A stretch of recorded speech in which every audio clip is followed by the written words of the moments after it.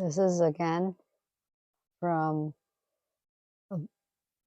something that interested me on the written word from the book I the Supreme by Augusto Roa Bastos.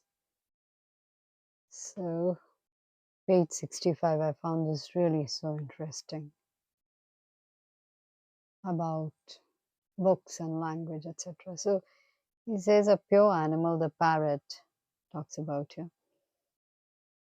Parrots a language invented by men without realizing it, above all without any utilitarian interest in mind, swinging back and forth in its hoop. Despite its domestic capacity, it preached a living language that the dead language of writers imprisoned in the coffin cages of their books is capable of imitating. Then he writes, there were eras in the history of humanity in which the writer was a sacred person. He wrote sacred books, universal books, codes, the epic oracles, cryptic inscriptions on the walls of caves, maxims on the porticos of temples, not revolting pasquinades, he writes, but in those times, he writes, the writer, uh, not a single individual, the writer was not a single individual, he was a people. He transmitted his mysteries from age to age. Thus, it was not the ancient books. It was not that the ancient books were written, even new, ever timely, ever new, ever timely, ever future. Then he writes, books have a destiny. It's very interesting. He writes, books have a destiny, though destiny has no book. So, without the people from which they have been cut off by sign and story, even the prophets would not have been able to write the Bible. The Greek people called Homer composed the Iliad.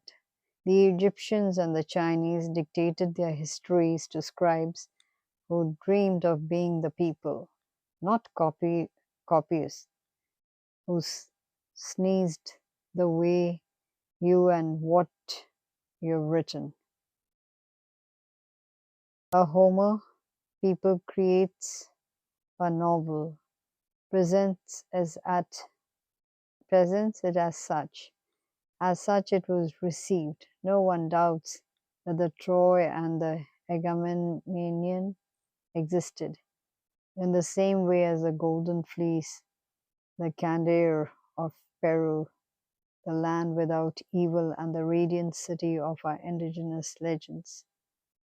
Cervantes, one-armed, writes his great novel with his missing hands. So he writes that who could maintain that the gaunt knight in the green greatcoat is less real than the author himself? Who could deny that his fat secretary squire is less real than you, mounted on his mule, plodding along behind his master's old nag, more real than you, mounted on the basin, awkwardly bridling your goose quills? 200 years later, the witnesses of those stories are no longer alive. 200 years younger, readers do not know if they are fables, true stories, pretended truths. The same thing will come to pass with us. That's what he writes. I mean, it's quite interesting the way he philosophizes throughout the book. I've talked about this book earlier too, and besides the storyline, etc., there's so much of philosophy in this book. You don't know where to begin, what to do. You learn a lot. Of course, it's not a easy read, but one does enjoy. So just go through this book.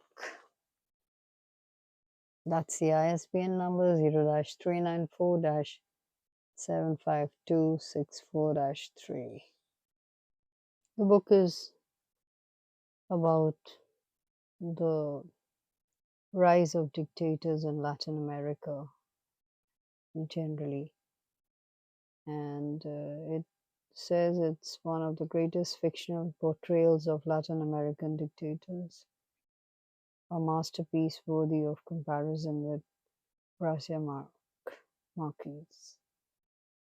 So, besides that, I mean, there's so much that Augusto has to tell us. His philosophy, it makes you think. So that's I the Supreme.